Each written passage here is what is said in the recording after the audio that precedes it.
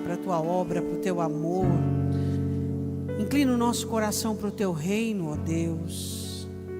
Dai-nos a paz, que usufruem aqueles que confiam em Ti e dependem da Tua presença. Dai-nos a paz, que usufruem aqueles cuja mente está firme em Ti, como diz Isaías 26. A nossa mente possa estar firme no Senhor.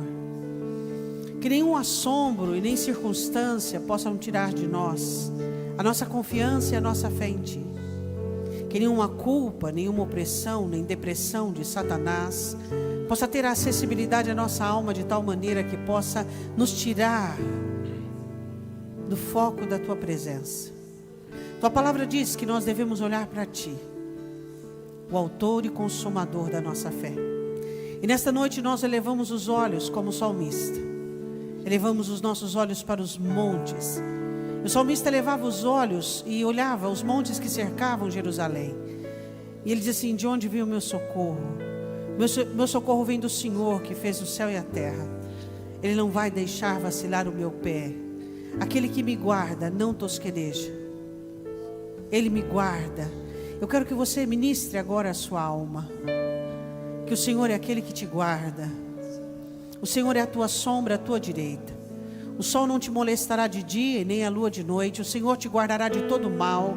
O Senhor livrará a tua alma. O Senhor guardará a tua entrada e a tua saída desde agora e para sempre. Nós cremos nisso, Deus. Nós cremos na restauração. Nós cremos na recuperação. Nós cremos no encaminhamento. Nós cremos na reconstrução. O Senhor é o nosso Deus.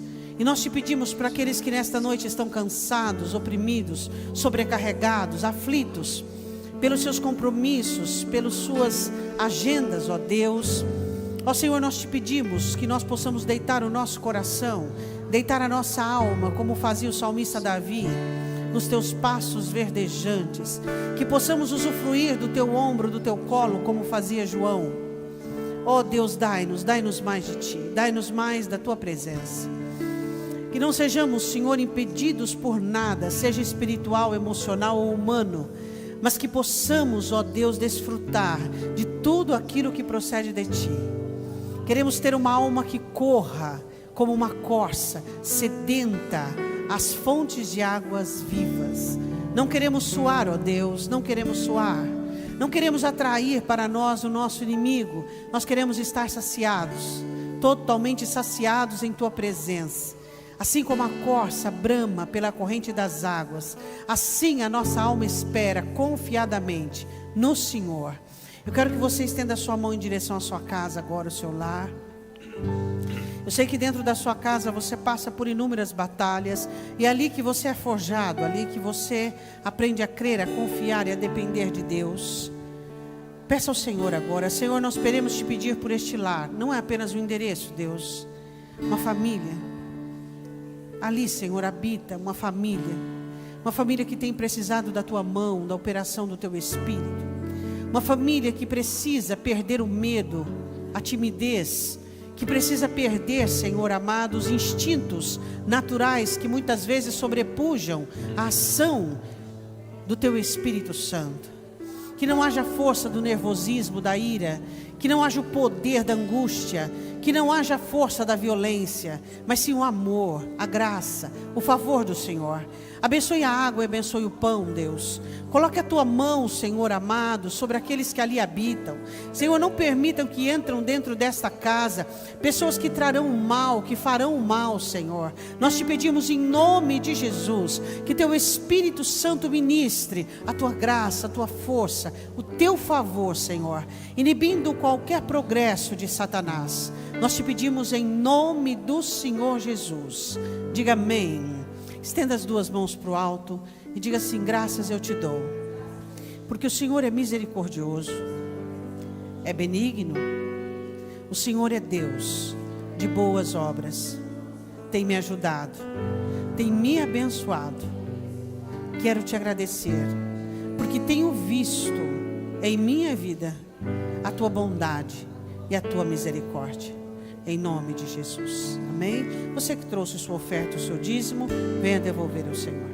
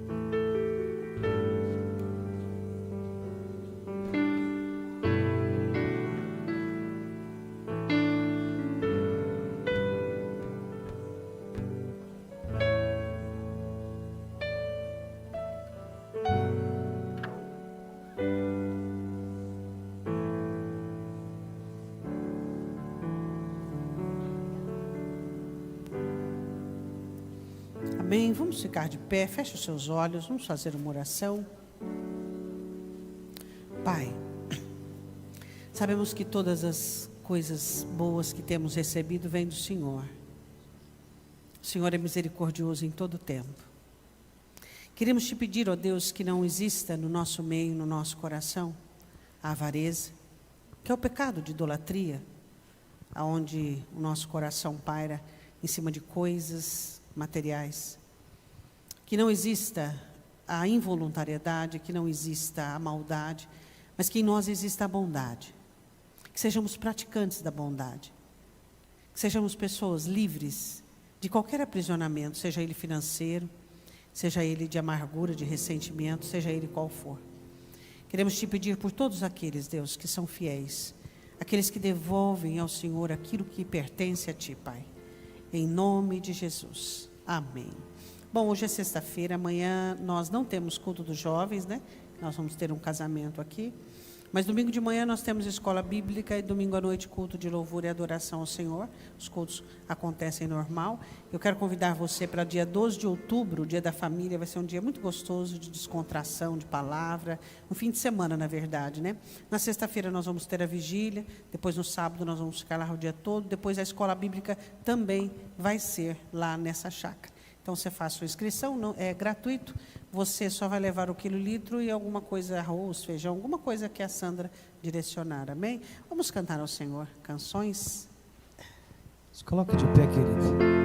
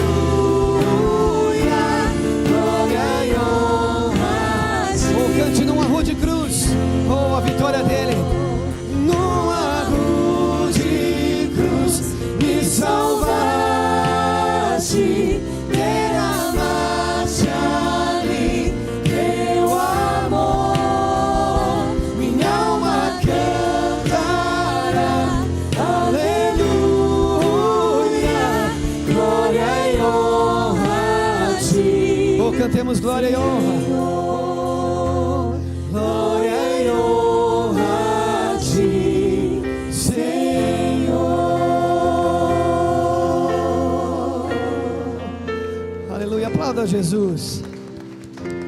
Tudo é para Ele, tudo é por Ele, todas as coisas. Aleluia, o nosso Salvador, que é maravilhoso, que está aqui nessa noite. E a palavra de Deus diz que até mesmo os jovens poderão se cansar, mas aquele que coloca a sua esperança no Senhor é renovado. Talvez nessa noite você chegou aqui com alguma pendência, alguma coisa difícil na sua família, no seu trabalho, mas neste momento eu convido você a descansar, a entregar tudo diante do Senhor, diante daquele que tem cuidado de nós, que tem cuidado de você. Amém? Vamos declarar isso?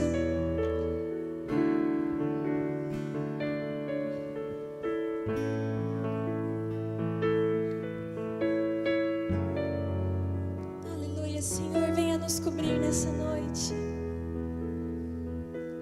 Cobre-me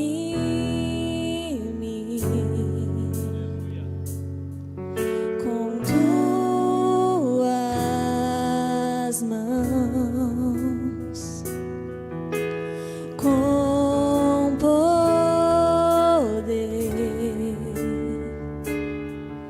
vem me esconder, Senhor.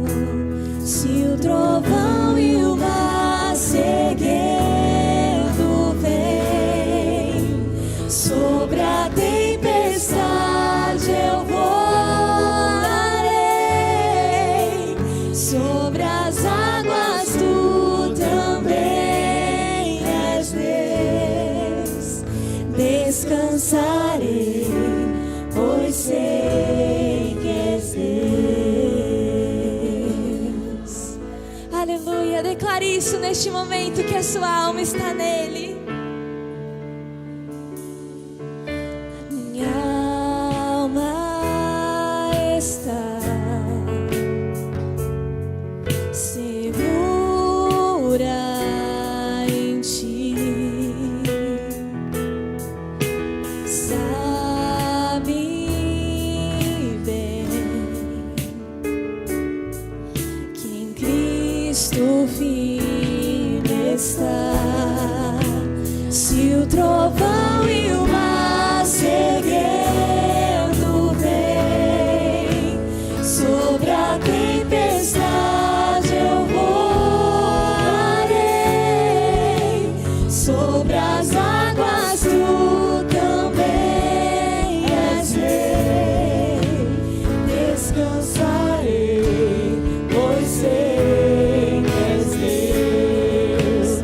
Se o trovão e o mar seguindo vem, sobre a tempestade eu voarei, sobre as águas tu também és Rei. Descansarei, pois sei que és Deus. Descansarei, pois sei que és Deus.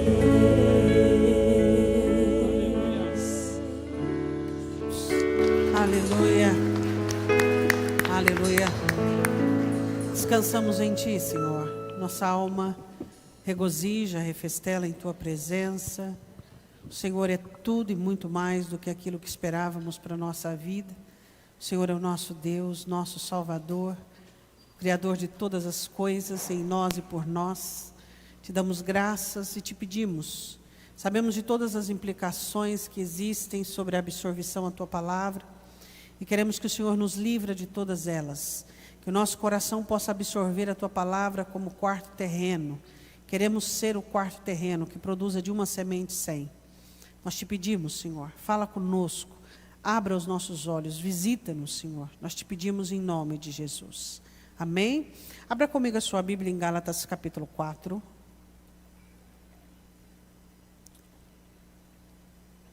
Gálatas capítulo 4.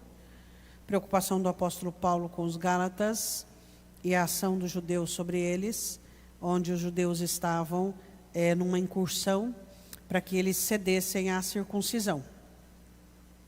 A circuncisão era para o judeu e não para o gentil. Gálatas capítulo 4, versículo de número 1. Digo, pois, que todo tempo que o herdeiro é menino, em nada difere do servo, ainda que seja senhor de tudo, mas está debaixo de tutores, curadores, até o tempo determinado pelo Pai. Assim também nós, quando éramos meninos, estávamos reduzidos à servidão, debaixo dos primeiros rudimentos do mundo. Podem assentar-se.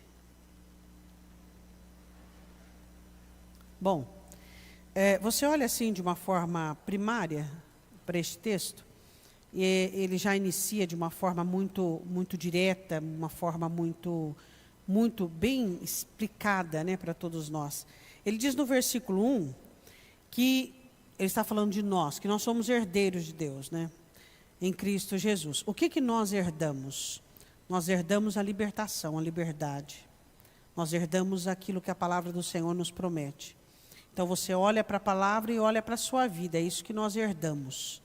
Essa libertação ativa e constante, operante dentro da nossa vida, onde o Espírito Santo trabalha para que nós sejamos livres. É isso que nós herdamos. E o Senhor Jesus diz em João: conhecereis a verdade vos libertará.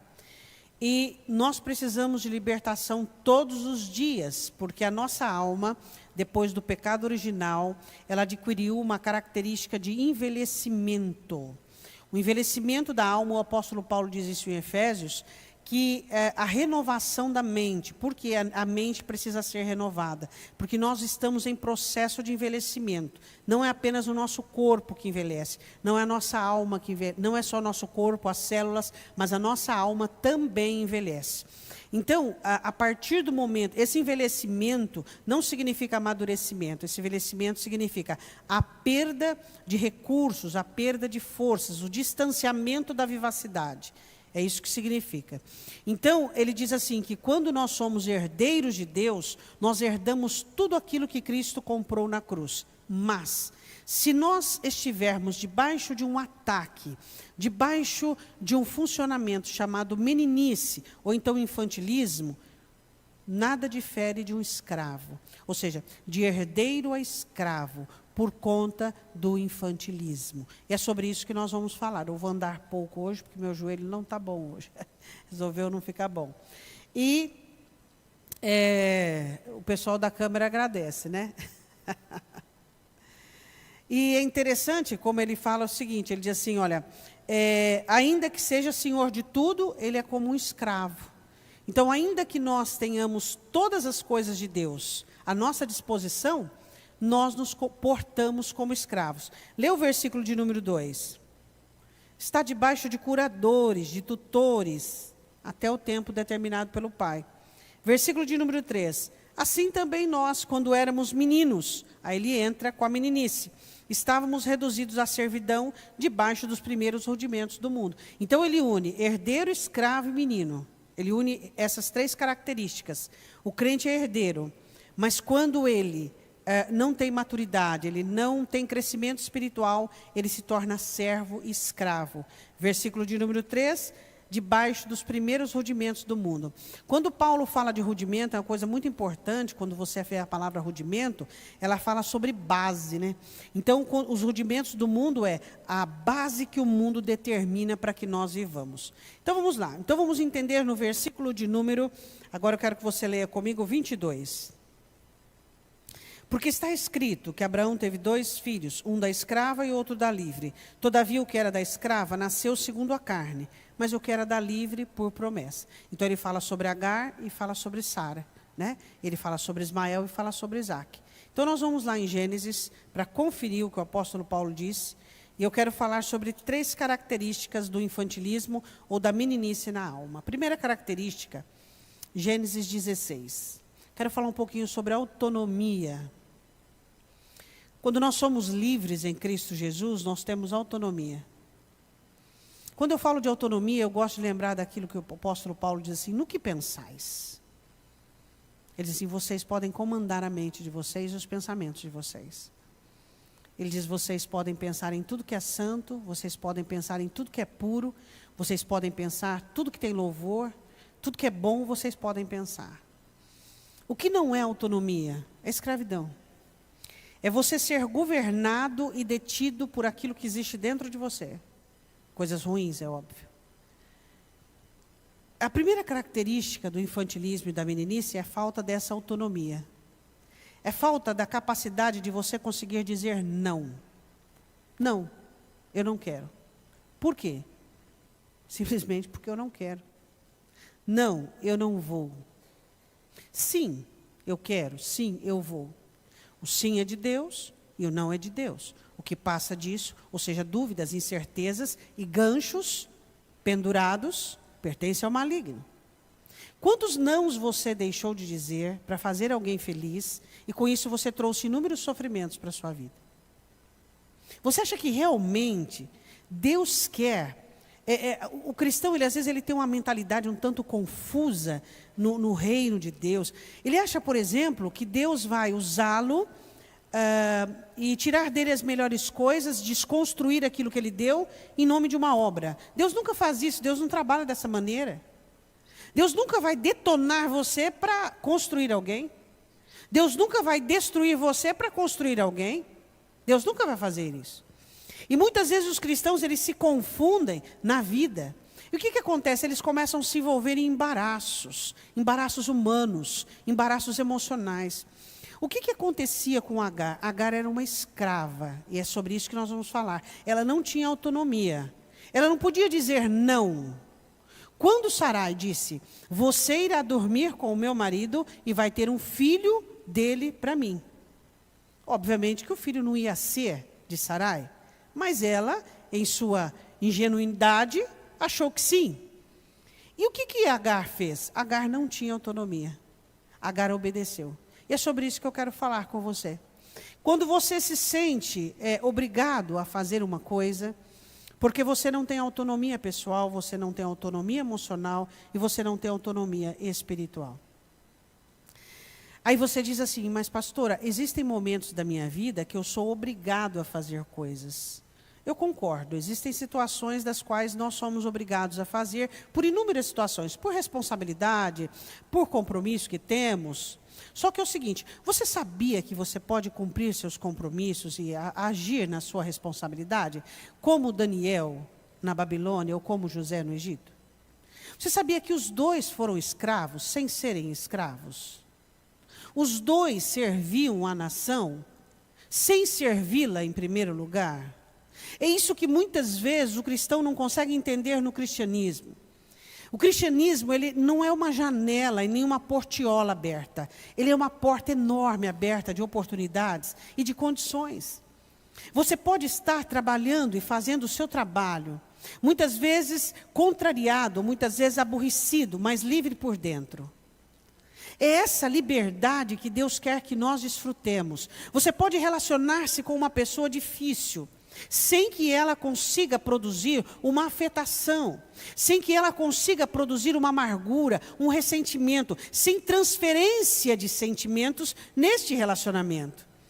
Nós temos que entender que o mundo natural é uma coisa e o reino espiritual é uma outra coisa. Nós contamos com anjos, nós contamos com a palavra, nós contamos com o Espírito Santo, nós contamos com a mão de Deus, com o poder de Deus sobre a nossa vida. Então é muito importante nós entendermos que muitas vezes você, às vezes numa condição precária, numa condição difícil, às vezes relacionando-se com uma pessoa difícil, às vezes passando um momento difícil, você não precisa encarnar aquela situação. Você não precisa vivenciar intensamente aquela situação, você pode ser livre dentro de você. Você pode ter uma alma adoradora a Deus que não se prostra a tais situações. Isto é possível? É óbvio que é. É só você olhar para Daniel, é só você olhar para José. Você vai entender o que aqueles moços tinham. Você olha a Ana e você percebe, mesmo em sua esterilidade, a partir do momento em que ela se prostra diante de Deus, ela ganha uma soberania na própria alma. Ela ganha uma intensidade dentro de si. Ela ganha a ousadia que precisava para destampar aquele poço e conseguir aquilo que ela precisava. Satanás vai trabalhar de inúmeras maneiras para que nós não alcancemos essa autonomia que o próprio Espírito Santo dê para nós, para cada um de nós. Essa autonomia que te dá vontade de ser feliz. Essa autonomia que faz você acreditar nas promessas de Deus para você. Essa autonomia que faz você crer no poder de Deus na sua vida. Como a palavra do Senhor diz, aquilo que você pede ou pensa, segundo o poder que opera dentro de você. Satanás quer minar esse poder a todo custo. E quando ele retira de você essa certeza, essa convicção, essa autonomia. Quando eu falo em autonomia, eu falo de uma dependência exclusiva e única de Deus. Eu falo de você se livrar, se despir de todas essas garras e cadeias e dizer: eu sou de Deus e Deus é meu. Essa é a autonomia que nós precisamos viver. A Bíblia diz assim em Gênesis 16, versículo de número 1, você abriu? Ora, Sarai, mulher de Abraão, não lhe dava filhos, e ele tinha uma serva egípcia, cujo nome era Agar. E disse Sarai a Abraão: eis que o Senhor me tem impedido de dar à luz. Toma, pois, a minha serva, e porventura terei filhos dela. E ouviu Abraão a voz de Sarai. Assim tomou Sarai, mulher de Abraão, Agar, egípcia, sua serva, e deu por mulher a Abrão, seu marido, a fim de 10 anos, ou seja, ele tinha 75, agora estava com 85. Habitara na terra de Canaã. E ele possuiu Agar e ela concebeu, ela engravidou. Então vamos lá. Ela foi colocada numa situação, porque não tinha autonomia, não podia responder por si mesma. Deixa eu perguntar, você responde por você? Às vezes eu fico pensando, quantas coisas do seu dia você faz por quê? Você já percebeu que muitas vezes os nossos compromissos são muito maiores, muito mais intensos, muito mais agravantes com esse externo aqui, que é horizontal, do que aqui, o vertical? Às vezes você faz coisas que você passa por cima da sua fé, por cima da santificação, por cima da ação de Deus. Tudo em nome de um compromisso com o ser humano. O nosso relacionamento com o ser humano é bíblico. Ele existe, só que o relacionamento seu com Deus deve estar acima de todas as coisas. Eu gosto muito de um texto de Isaías que diz assim: quem és tu que teme o homem que é mortal e se esquece de Deus? É muito interessante quando você percebe que o seu temor pelo ser humano é maior que o seu temor por Deus. É muito severo quando você olha que o seu compromisso, que a sua prostração para com o ser humano, que os seus esforços para agradar um ser humano é muito maior que os seus esforços para agradar a Deus. O que você percebe? Você percebe que você tem se distanciado de Deus. Nós não distanciamos de Deus apenas quando deixamos de orar, de cultuar ou de adorar a Deus. Nós distanciamos de Deus quando deixamos de ter uma vida com Ele, exigida por Ele. A vida que eu e você temos com Deus não é definida por mim, nem por você. Não sou eu que defino a vida que eu tenho com Deus. Não é você quem define a vida que você tem com Deus. É Deus quem definiu. Deus definiu. Ele decidiu que entregaria Jesus Cristo para que estivéssemos próximos. Para que fôssemos um. Ele decidiu isso. E Ele não vai parar até que consiga. Então Deus fez o seu sacrifício. E você precisa ter essa autonomia de não permitir que essa vida, que esse cotidiano, que esse secular ocupe mais a sua alma do que Deus. Que as coisas e os assuntos desta terra sejam muito mais proeminentes e relevantes na sua alma do que as coisas de Deus. E quando você percebe, você está num mundo, mas você está fazendo parte dele. E Jesus diz: vocês estão no mundo, mas não pertencem a este mundo. E quando você percebe, você está pertencendo a este mundo, e este mundo está pertencendo a você. As coisas que você pensa, que você sente, as suas orações, o seu mover é todo voltado para as coisas desta terra. E o que acontece com você? Não estou falando só de eternidade, não. Eu estou falando do seu distanciamento. Eu estou falando de você perder a autonomia. Eu estou falando de você cumprir uma agenda onde todas as pessoas são importantes, onde todos os assuntos são relevantes, mas a sua alma e o seu espiritual têm ficado para trás. Quem tem ganhado com isso, senão o diabo? O apóstolo Paulo diz, quando o herdeiro é menino, não adianta. Ele é escravo, é como um servo, não tem diferença do escravo. Então, quando nós estamos debaixo da meninice, quando nós temos características de escravidão, quando nós não temos autonomia, quando nós não definimos o nosso dia e a nossa vida, quando você diz, agora eu não estou com vontade de buscar Deus, e simplesmente, hoje eu não tenho vontade de ir ao culto, e simplesmente, porque eu não consigo perdoar, porque eu não consigo, e você vai dando cada vez mais autonomia à sua carne, autonomia a Satanás, e você vai se aprisionando mais aos grilhões da sua alma. Sarai ordena que Agar durma com o seu marido e tenha um filho. O apóstolo Paulo diz em Romanos, quem pode nos condenar a qualquer coisa?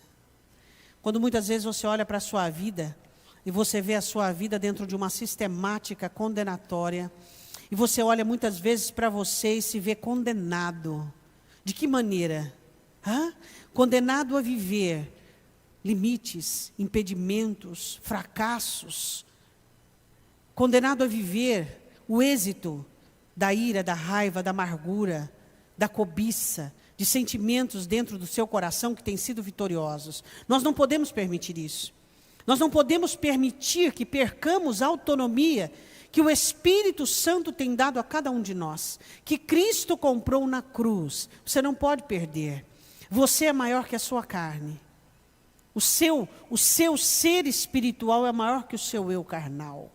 Você precisa entender isso. Eu quero que você fique aberto em Gênesis. Vá comigo em Efésios capítulo 4. O apóstolo Paulo diz assim.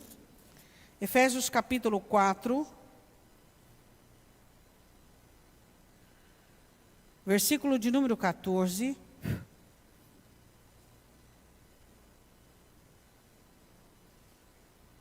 Para que não sejamos mais meninos inconstantes, levados em roda por todo o vento de doutrina, pelo engano dos homens que com astúcia enganam fraudulosamente. Ele fala sobre os dons de Deus para a igreja, doutores, apóstolos, mestres, profetas, e ele fala que tudo isso é para o amadurecimento, a palavra de Deus, para que nós não sejamos mais como uma nuvem sem água ou como uma onda do mar, manipulados pelos seres humanos. Eu quero dizer uma coisa para você, não existe nada, eu acho, mais vergonhoso para um crente, para um cristão, nada mais aviltante do que você olhar para você, e você olhar para a cruz de Cristo, e perceber que você ainda é dominado por um ser humano. Que ainda você teme mais um ser humano do que a Deus. Que ainda você, eu gosto muito de um salmo de Davi, que ele diz assim, Senhor, eu não honro os soberbos. Ele dizia, Senhor, eu não dou honra aos soberbos, eu não considero os soberbos. Davi fazia questão de identificar os soberbos no seu governo e não ter nenhum tipo de tratativa com eles. Não ter. Quem Davi admirava? Os humildes. A admiração dele ia para os humildes. Então eu quero dizer uma coisa para você. Aqui o apóstolo Paulo fala sobre o rudimento da igreja, que fortalece a igreja, para que nós não sejamos como meninos inconstantes, movidos por ventos de doutrinas, ou seja, cada hora você pensa uma coisa, cada hora você pensa uma coisa, cada hora você é movido por uma situação. E ele diz assim no versículo 15, antes, seguindo a verdade, em amor cresçamos em tudo, naquele que é a cabeça, Cristo. Ou seja, em Cristo nós vamos crescendo, vamos amadurecendo. Volte comigo em Gênesis. Eu quero falar sobre a segunda característica do infantilismo, que faz você agir como escravo e servo. Eu quero falar sobre... É um assunto muito interessante, porque tem muito a ver com a administração dos serviços. A administração daquilo que Deus nos dá. Deus nos faz passar por muitas situações difíceis, você sabe disso, né? Desde a sua infância, da sua meninice, adolescência, assim por diante. Todas as vezes que Deus permite que nós passemos por situações difíceis, é para que nós tenhamos uma administração especial e nos livramos de tudo aquilo que nos aprisiona. Por exemplo, o apego é uma doença da alma. Medo, insegurança, apego. E é incrível que quando você não é experimentado e nem treinado, quando alguma coisa boa acontece com você, você se perde. Quem da Escritura se perdeu com coisas boas? Inúmeras. Pedro se perdeu, Jonas se perdeu, Esaú se perdeu. Muitos se perderam com coisas boas. E uma característica da meninice, da escravidão, é a falta de administrar o conforto, é a falta de administrar as coisas boas. Nós não somos provados apenas nas coisas ruins, somos provados também na prosperidade e nas coisas boas. O Senhor fala isso em Deuteronômio 8. Então vamos lá, o que acontece? A Agar concebe, ela engravida. E para o coração de uma escrava, a palavra de Deus diz assim em Provérbios 30, 22, a parte B do versículo, que a terra sofre por várias coisas. A terra sofre por um servo quando reina. O tolo, a tolice, o tolo. É interessante que quando você começa a receber coisas de Deus, você precisa adquirir, ao momento que você vai adquirindo coisas, você tem que adquirindo sabedoria. Coisas, sabedoria, coisas, sabedoria. Se adquirir só coisas, você vai se perder com as coisas. Então você tem que adquirir, ao mesmo tempo que adquire coisas, sabedoria, humildade, fé e assim por diante. Para ver o quê? Uma balança justa. Por quê? Porque se você só adquirir coisas, você se perde. Os piores pecados que você cometeu foi nos maiores momentos de prosperidade da sua vida. Desafio você a me provar o contrário. Por quê? Porque a nossa alma, ela é tendenciosa. Então, quando você prospera, você tem que temer. Temer a prosperidade. Deus, junto com a prosperidade eu preciso de fé, de humildade e sabedoria. Eu não posso prosperar sem essas três coisas. Se eu não tiver humildade, quando eu prospero, a soberba vai me engolir. E a soberba precede a ruína. Se eu não tiver fé, eu vou fazer tudo errado e vou perder tudo. Se eu não tiver sabedoria, eu mesmo vou me embaraçar nas minhas situações e vai ser maldição e não bênção. Sabe o que Davi orava pelos inimigos? Davi orava assim, Senhor, era uma oração, não estou dizendo que você vai fazer, era uma oração que ele fazia. Ele dizia assim, prospera meus inimigos e faz da mesa deles uma armadilha. Por que Davi pedia isso? Porque ele sabia que é mais provável uma pessoa ser destruída numa mesa farta do que ser destruída na escassez. É muito mais provável.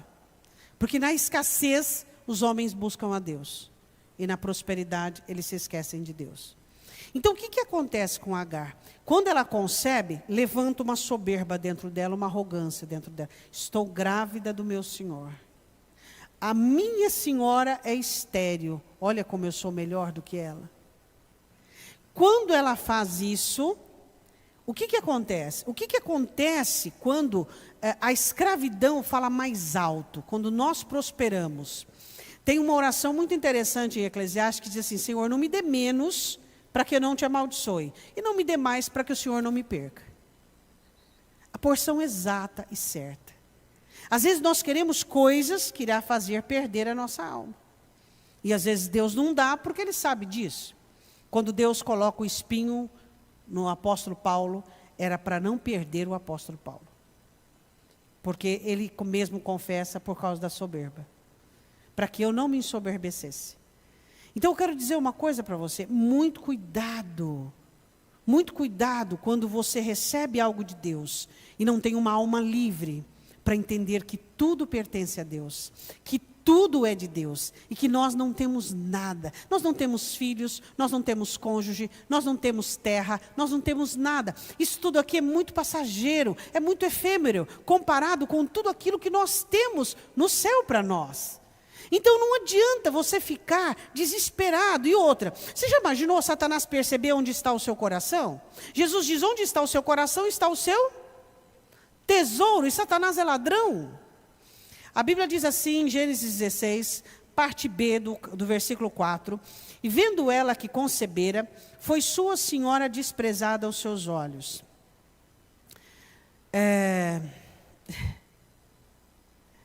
Deixa eu dizer uma coisa para você. Eu não sei se você consegue se lembrar, eu acredito que não é o seu momento, mas eu não sei se você consegue se lembrar quando você recebeu coisas boas de Deus e você não estava preparado para isso. Você consegue puxar na sua memória? Como você ficou uma pessoa nojenta? Pensa, pessoas que recebem coisas de Deus, mas têm o coração escravo. Enjoado, enjoada. Olhava com descaso, com desprezo. A gente tem vergonha do nosso comportamento, vergonha do nosso jeito. Tudo tem defeito, tudo precisa ser consertado, tudo, sabe? Quando é que você percebe que o seu teor é agradável a Deus? Quando você olha para as coisas e você diz, graças a Deus. Você diz, glória a Deus. E você não fica olhando, procurando defeito, você procura Deus. Você procura o mover de Deus, ou então a falta de Deus para você suprir. Eu vou lá, Senhor, eu estou aqui. O que o Senhor quer de mim? Quando é que você percebe que você tem um coração livre? Que você não tem esse tipo de apego e nem trabalha segundo esse movimento desse relógio humano e mundano. Quando você olha aonde tem Deus e onde falta Deus, você diz, Senhor, eu estou aqui. E aí quando você começa a olhar dizendo, tem defeito aqui, defeito acolá, porque eu consertaria isso, porque eu arrumaria aquilo, porque não está bom, porque não está bom. Quantas coisas no dia ou na semana você contrasta com a graça de Deus dizendo, não está bom. Por que não está bom? Se ela concebeu, por que ela olhou para a sua senhora e começa a desprezar a sua senhora? No que ela achou que seria melhor, no que ela achou que era melhor. O que aconteceu? Ela começou a sofrer. Ela apanhou de Sarai.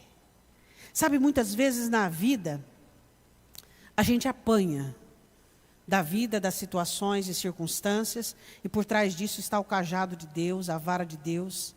Por quê? Porque nós não sabemos administrar as coisas boas que nós recebemos. Recebemos filhos e fazemos deles ídolos. Recebemos trabalho e fazemos dele a ocupação principal da nossa vida. Recebemos família e colocamos no altar. E assim por diante. A Bíblia diz assim no versículo de número 5. Então disse Sarai a Abraão, meu agravo seja sobre ti. Minha serva pus em teu regaço. Vendo ela agora que concebeu, sou menosprezada aos seus olhos. O Senhor julgue entre mim e ti. Deixa eu dizer uma coisa para você, muito importante. Quando você se sentir superior a qualquer pessoa, corra para Deus. Corra para Deus.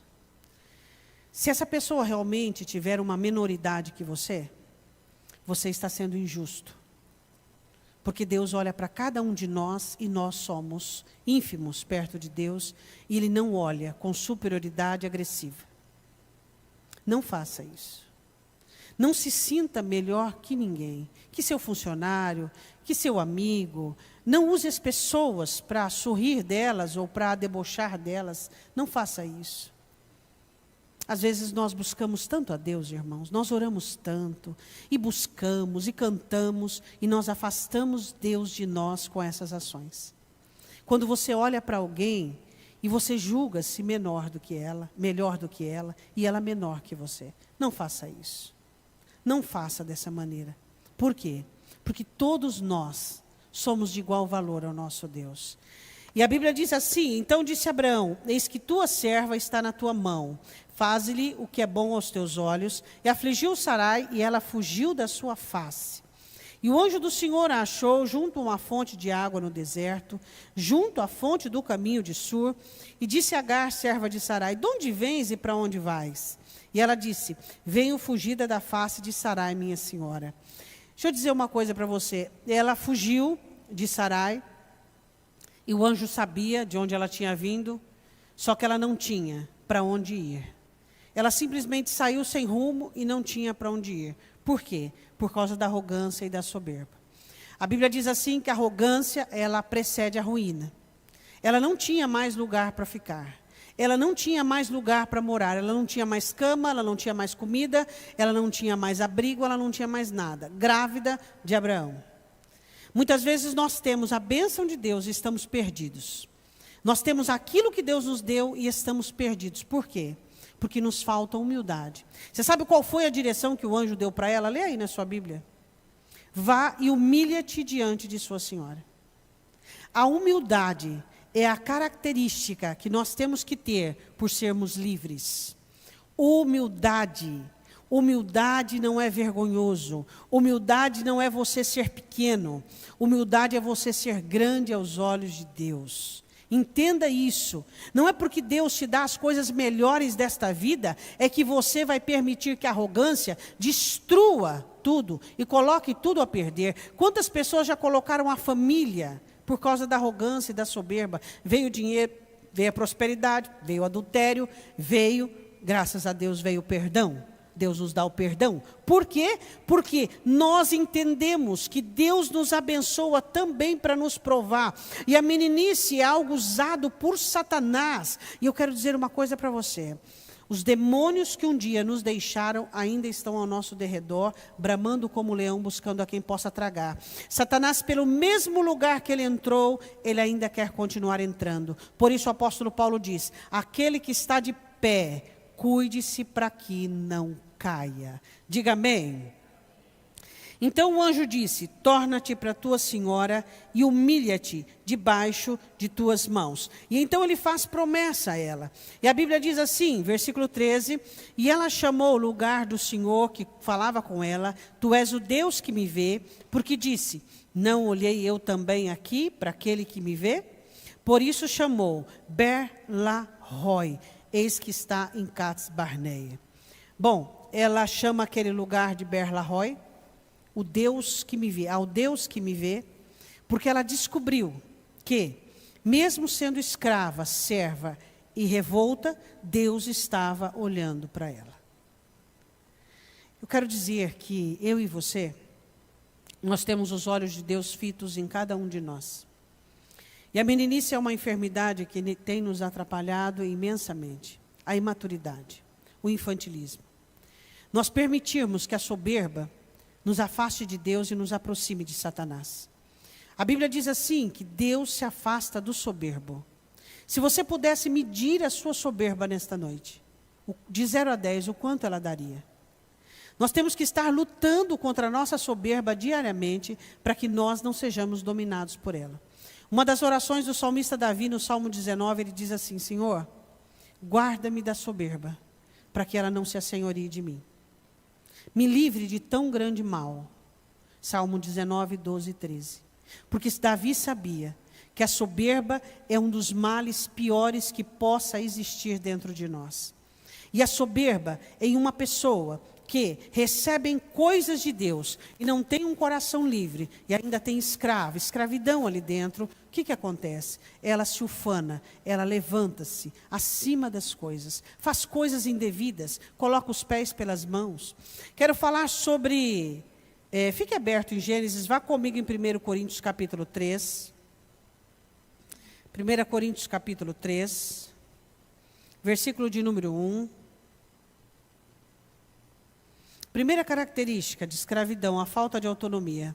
Você permitir que as pessoas movam a sua vida, conduzam a sua vida, que você não viva uma vida definitivamente decidida por você para Deus. Segundo, arrogância. Você é boicotado pelos seus sentimentos, pela soberba da própria alma ao receber coisas de Deus. Não consegue entender que nós não somos proprietários de nada, nós somos propriedade de Deus. 1 Coríntios 3, 1. E eu, irmãos, não vos pude falar como a espirituais, mas como a carnais, como a meninos em Cristo.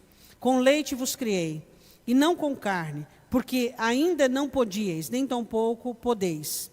Sois carnais, havendo entre vós inveja, contenda, dissensão. Não são carnais e não andais segundo os homens? Então, o que o apóstolo Paulo estava dizendo aos coríntios? Ele estava dizendo sobre a carnalidade em evidência que traduz o infantilismo e a meninice.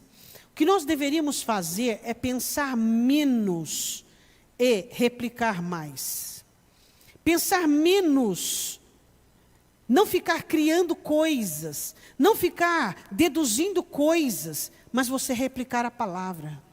O segredo que Deus deu a Josué: olha para a palavra, caminha na palavra, não se desvie nem para a direita nem para a esquerda. É a palavra de Deus que é o nosso segredo, é o nosso segredo do nosso sucesso, é a palavra de Deus. O apóstolo Paulo diz: vocês são carnais, são meninos criados no leite. Ou seja, não pode receber uma palavra firme, uma palavra robusta, não consegue andar. Agora vá comigo em Hebreus, você vai ver o porquê o leite. Hebreus capítulo 5, diz assim, versículo de número 12.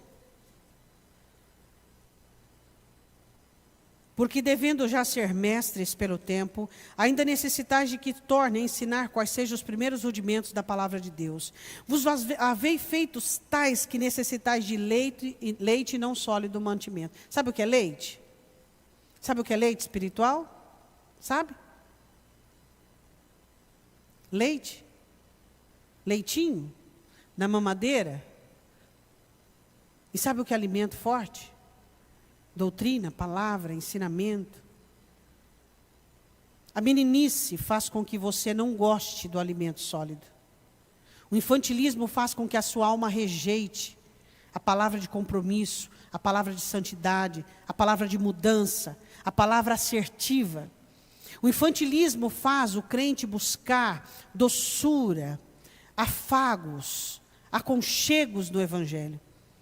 E o alimento sólido, o crente maduro, ele busca respostas, ele busca direção, ele busca coisa assertiva, ele não fica perdendo tempo com os seus sentimentos, ele quer saber o que a palavra está dizendo.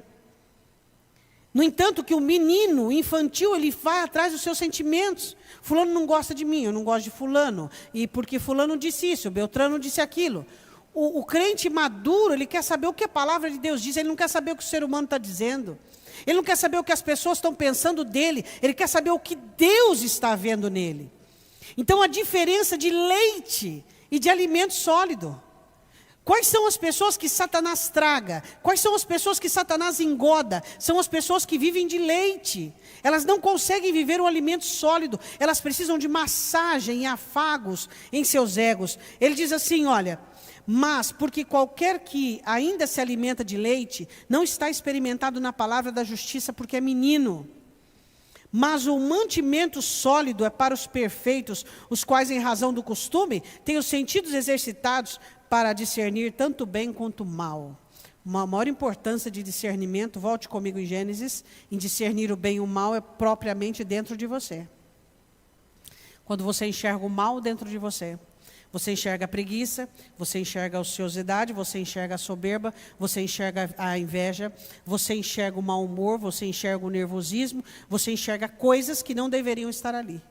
E você discerne: isso é mal, isso é mal, isso não é do bem, isso é mal, isso não vem de Deus. Então, quando nós somos pessoas maduras em Cristo, nós discernimos o mal quando existe dentro de nós. Jonas discerniu o mal dentro de si? Não, achou que estava errado até o fim. Pedro discerniu o mal? Não, só depois da queda, só depois que negou Jesus. Entenda a importância da maturidade espiritual, a importância de você olhar para dentro de você e discernir o mal quando ele ainda está informe, quando ele ainda não ganhou forma, ele não ganhou obras, ele não ganhou formação de palavras, ele não ganhou atitudes.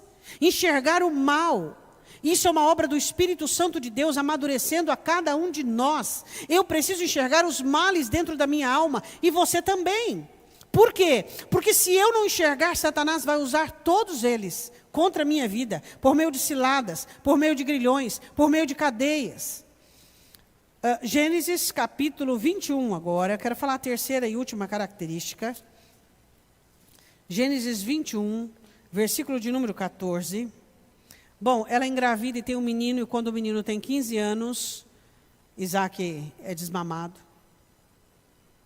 E aí começa uma rivalidade entre o filho de Agar com o filho de Sara. Rivalidades. Eu quero começar a partir daqui. Crianças são briguentas. Crianças são briguentas. Quando você é um adulto em Cristo, é maduro, você não perde tempo com briga. Você não perde tempo com puxa-estica. Crianças são mimadas. Se você não fizer a vontade delas, elas se estrilam. Eu queria que nessa noite você percebesse as características de infantilismo que existem na sua vida. Primeiro, a ausência de autonomia. Quando você permite que coisas, situações e pessoas governam sua vida, e quando você vê, você já está no enrosco, já está num problema, já está num falatório, já está numa situação, e já está vivendo outra, hipersensibilidade para tudo. A segunda característica é a arrogância e a soberba que se levanta por meio das coisas boas, o conforto. Às vezes você se pega reclamando de algo que um dia você pediu desesperadamente para Deus. O que é isso senão infantilismo? Você pediu, chorou, clamou, lutou, e hoje você reclama que é trabalhoso, que está difícil. A infantilidade, ela dificulta o relacionamento seu com Deus. Ela dificulta as suas orações, o seu processo de amadurecimento. E é impressionante como a rivalidade tem estado presente nos relacionamentos de marido e mulher, de irmãos, filhos, irmãos de igreja. Sabe? Onde as pessoas conversam umas com as outras, já armadas, para vamos decidir quem tem razão, vamos decidir quem é que sabe mais, vamos decidir. Sabe esses relacionamentos que você já chega armado? Isso é ruim para você. Por quê? Porque é impossível você ter tal comportamento com o ser humano e você desvencilhar isso para com Deus. Sabe quando você chega para relacionar com uma pessoa e já tem uma rivalidade ali, operante, presente? Você já chega armado, ou seja, se você me atacar, eu te ataco. Não é assim que funciona. Não é assim que funciona. Nós somos pessoas que temos que ser maduras. As pessoas precisam aprender a brigar sozinhas. As pessoas mal-humoradas e amargas precisam vomitar sua amargura nelas mesmas e não em nós. Sua avó já dizia, quando um não quer, dois não briga.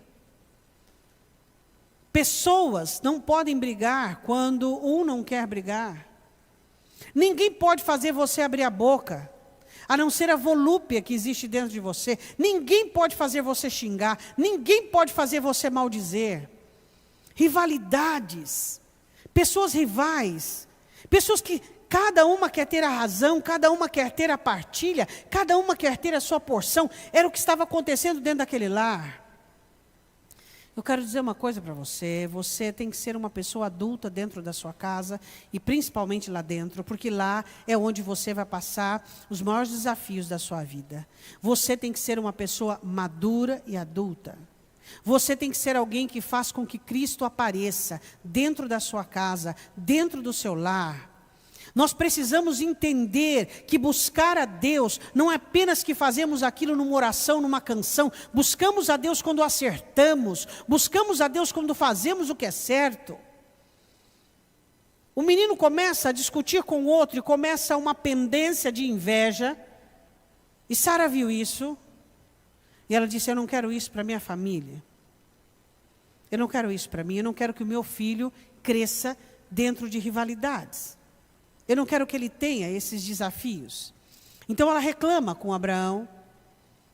E Abraão fala com Deus. E Deus diz assim, manda o menino embora. E Abraão manda o menino embora. E eu quero falar da terceira característica da escravidão, que é a falta de fé. Ela diz que Berla-Roi, o Deus que me vê. Mas ela pega esse menino e vai para o deserto, com o pão e a água que Abraão deu. E ela esquece totalmente da promessa que Deus havia feito no capítulo 16. Capítulo 21, versículo 14. Então levantou Abraão pela manhã de madrugada e tomou o pão e um odre de água e os deu a Agar, pondo sobre o seu ombro. Também lhe deu o menino e despediu, e ela partiu andando errante no deserto de Berseba. E consumida a água do odre, lançou o menino debaixo de uma das árvores e foi assentar-se em frente, afastando-se à distância de um tiro de arco, porque dizia, que eu não veja morrer o menino. E assentou-se em frente, e levantou a sua voz e chorou. Deixa eu terminar, eu quero falar um pouquinho sobre esse texto. A terceira e última característica da meninice é você trabalhar com fugas. Deus nunca vai abençoar ali. Ele vai abençoar aqui. Eu sempre digo isso para você. Eu e você precisamos aprender a assumir batatas quentes, que são nossas. Nós precisamos assumir situações. Você não pode simplesmente fugir de questões que você quer que Deus mude. Salmo 91. Estarei com ele na angústia, e dela o retirarei. Você precisa assumir as situações negativas da sua vida com responsabilidade. Você está num mau casamento, mas é seu. Você está num trabalho difícil, mas é seu. Você está numa fase difícil da sua vida, mas é sua. Você tem um filho, uma filha horrível, mas é seu. Nós precisamos entender que aquilo que hoje é um problema, amanhã será a nossa bênção. Mas nós não podemos ser pessoas com tanta ausência de caráter que queiramos apenas a bênção. A bênção que amanhã eu honro a Deus, hoje é o meu problema. Eu tenho que ter caráter para enfrentar o meu problema hoje, para estar dentro da minha situação e assumir um posicionamento de uma pessoa responsável, madura, adulta, que busque a Deus e vá construir o milagre, porque milagre é construído. Milagre não acontece do nada, ele é construído. Jesus diz: quem comigo não ajunta, espalha. Então você não pode simplesmente se ausentar e se isentar da responsabilidade daquilo que Deus quer fazer por você e daquilo que você precisa. É ruim, mas é seu. É defeituoso, mas é seu. É cheio de problema, mas é seu. Você não pode apresentar algo para Deus da qual você não está nas mãos. Como você pode dizer: Deus, trabalha nisso aqui, se as tuas mãos não estão ali? Entenda isso, como Deus trabalha. Você precisa conhecer. É muito fácil você olhar e dizer: oh, e aí, está na mão de Deus. Se não está na sua mão, não está na mão de Deus. Se não está como alvo da sua fé, não está na mão de Deus. Se não está de posse, não está na mão de Deus. Não adianta dizer que está na mão de Deus, que você está se enganando. Não faça isso. Não faça isso. Você não se envolve, você não ora, você não jejua, você não luta, você não busca, você não muda, não está na mão de Deus. Não está na mão de Deus. O que está na mão de Deus é porque está na minha, e eu entrego aquilo que está nas minhas mãos, as mãos de Deus. Fuga, foge de problema, foge da situação, finge que não está acontecendo nada. Eu não posso acreditar que nós sejamos pessoas que busquemos cavernas, covas, para nos enterrar. Nós precisamos colocar a cara, colocar a face. Nós precisamos assumir aquilo que de ruim existe na nossa vida, encarar tudo isso e buscar de Deus a solução. Primeira característica, fuga. Segunda característica, ela lançou o menino debaixo de uma das árvores. Deixou o menino numa sombra e se afastou, porque ela disse: que eu não veja o menino morrer, chorar, sofrer. Que eu não veja. Porque dói menos? Que eu não veja o menino. Agora, diz para mim: água acabou, pão acabou. Não, eu acho assim interessante às vezes as coisas. Você acha que o menino ia sofrer? Tá, sem água e sem pão. Mais abraçadinho com a mãe? Ou menos? Que jeito que ele ia sofrer? Menos ou mais? A mãe lança ele e distancia. O que ele queria? Com fome e com sede. Ele não queria o afago da mãe, o abraço da mãe? Queria ou não queria? O infantilismo faz você ser dominado por um egoísmo tão grande que para que você não sofra, eu não sei por que as pessoas têm tanto medo de sofrimento. Eu não sei por quê. Você tem que entender que o sofrimento nunca vai destruir você, nunca. Você não precisa ter medo de sofrimento.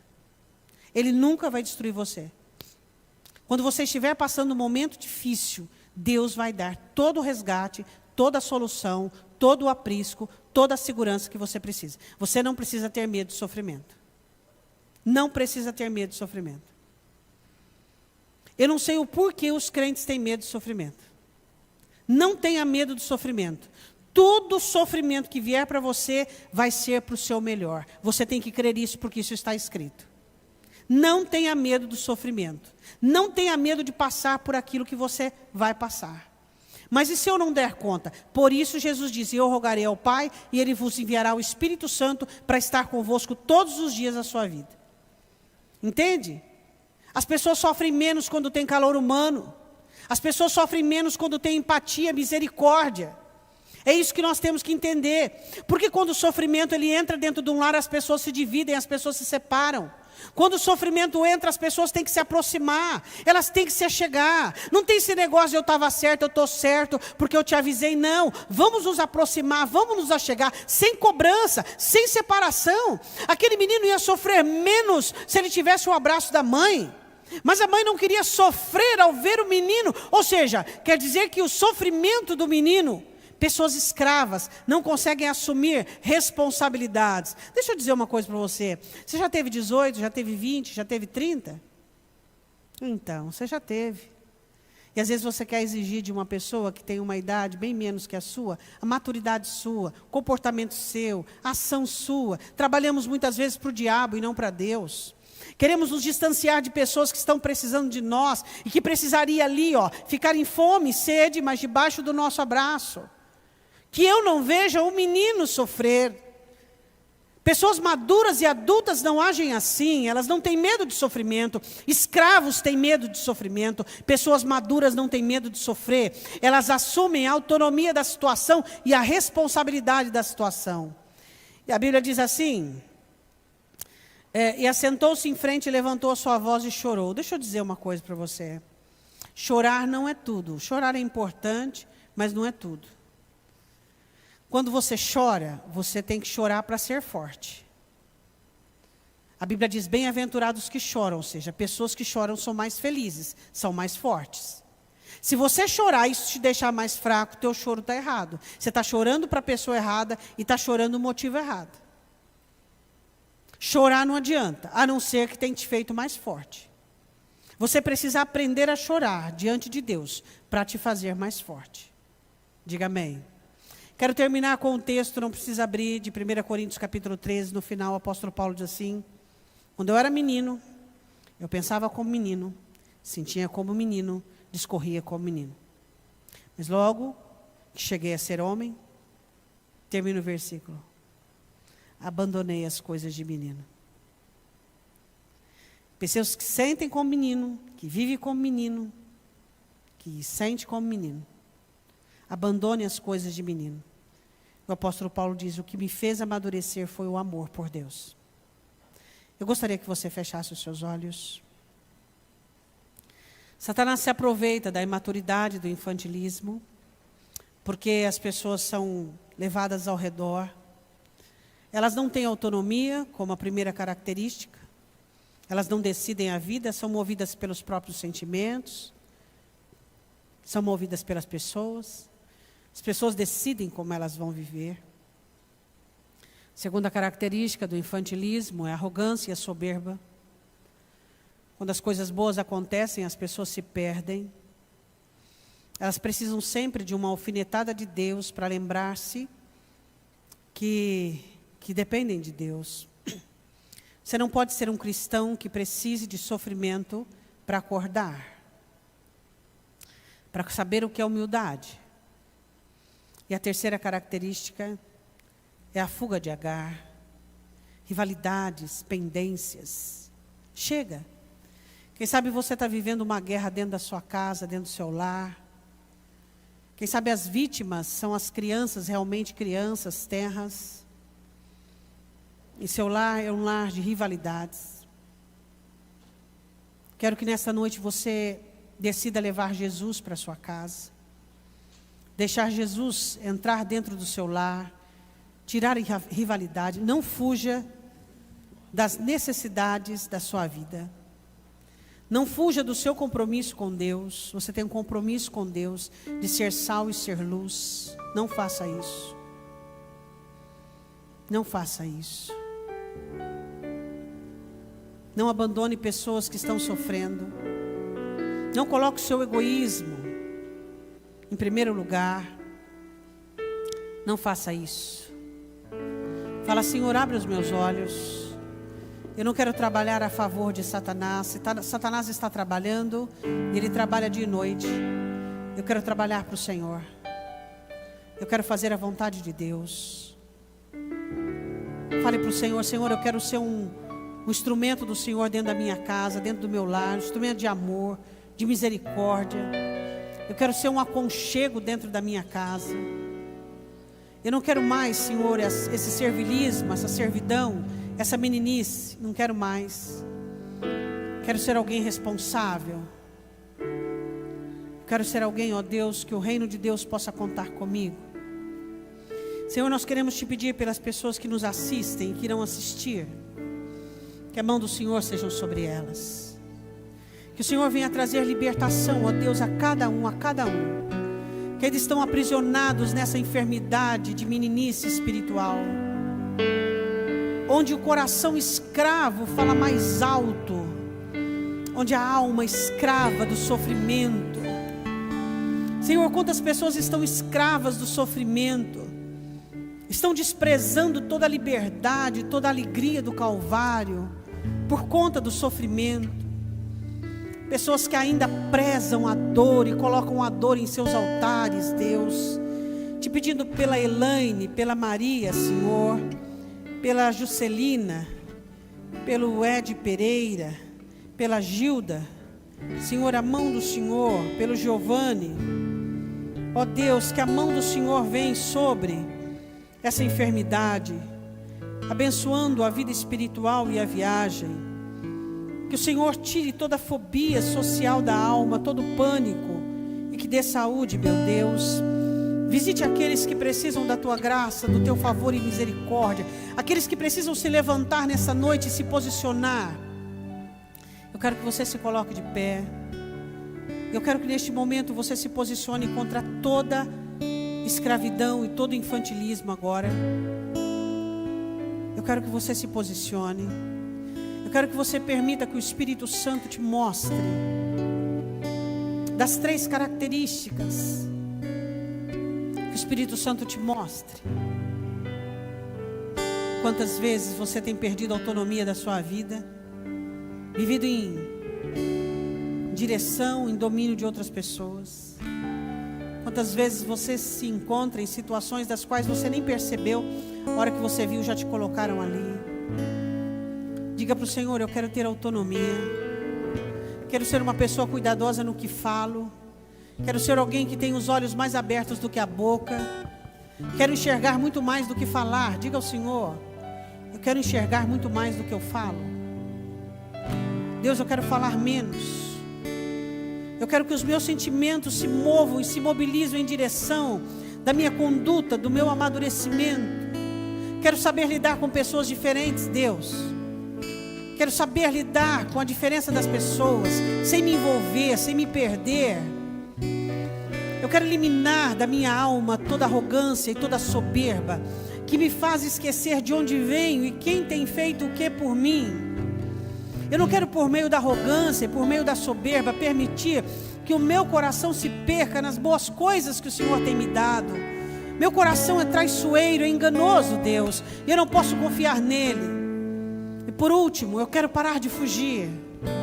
Eu quero encarar as coisas da maneira que o Senhor quer que eu encare. Eu quero cuidar da minha vida espiritual. Eu quero enfrentar os meus problemas. Eu quero enfrentar as minhas situações. Eu quero orar, eu quero clamar. Eu quero parar de me preocupar com o que os outros estão dizendo ou falando. Minha vida está nas tuas mãos e meus assuntos são seus. Diga para ele: meus assuntos são seus. Eu quero parar de me mobilizar por aquilo que as pessoas dizem, Deus. Eu quero parar de chorar em vão. Quero chorar lágrimas que reguem a minha terra e que façam nascer sementes das quais o Senhor tem me dado. Tua palavra diz: bem-aventurados que choram. Eu quero ser feliz ao chorar. Quero ser forte. Você que está na campanha de sexta-feira ou quer começar hoje, eu quero que você venha à frente. Você que está no 1º ou 7º ou quer começar hoje, vem aqui à frente. Quando nós fazemos votos com Deus, nós entramos dentro de um projeto dele, de crescimento e de amadurecimento. Pedir e dar-se-vos-á, buscai e achareis, batei e abrir-se-vos-á. Sabe qual a maior resposta que você dá ao diabo? Inúmeras respostas, mas uma delas é a tua perseverança. Tua perseverança é uma ótima resposta que você dá a Satanás. Porque Satanás só trabalha com a nossa ótica distorcida. A palavra do Senhor diz que nós não somos daqueles que recuam, mas daqueles que perseveram para a conservação da alma. Quero que você declare, você que está aqui à frente agora, que a perseverança é uma obra do Espírito Santo na sua vida. E que você não vai parar enquanto você não olhar a glória de Deus manifesta. Diga: Deus, não é para minha glória, não é para mim. Não, Senhor, é para a tua glória. Se é para uma alma, você fala: Senhor, é uma alma, o Senhor não tem saudade dele? O Senhor não quer ver ela na tua presença? O Senhor não quer ver ele na tua presença, Deus? Se é uma situação, diz: Senhor, o Senhor precisa ser honrado. A honra do teu nome acima de todas as coisas. Quero que você fale com Deus. Diga assim comigo: Senhor, eis-me aqui, diante do teu altar, confiante na tua palavra, determinado a crer, a confiar que o Senhor é Deus, que trabalha para aquele que nele espera. Eu confio. É tempo de semeadura, é tempo de crer, é tempo de suar, é tempo de pensamentos elevados, formando memoriais, é tempo de sentimentos que contribuem com a tua palavra.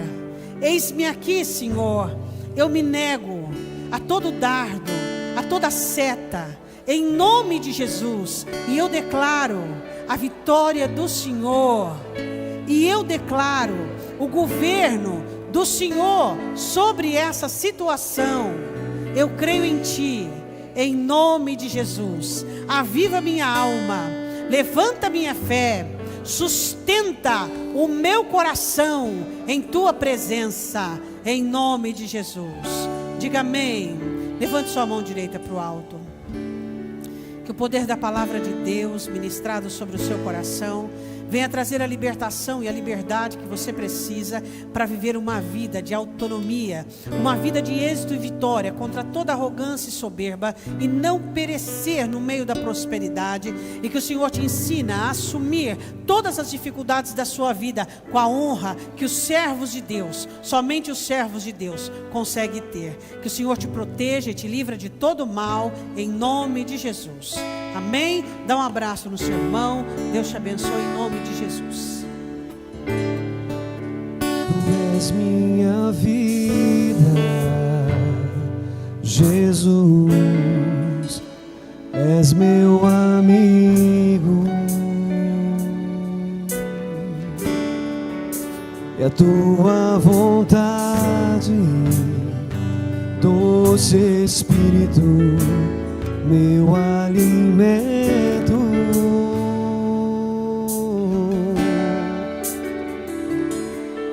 Sem ti não há valor em mim. Sou como um vaso de barro, pronto a ser quebrado, para ser o que queres de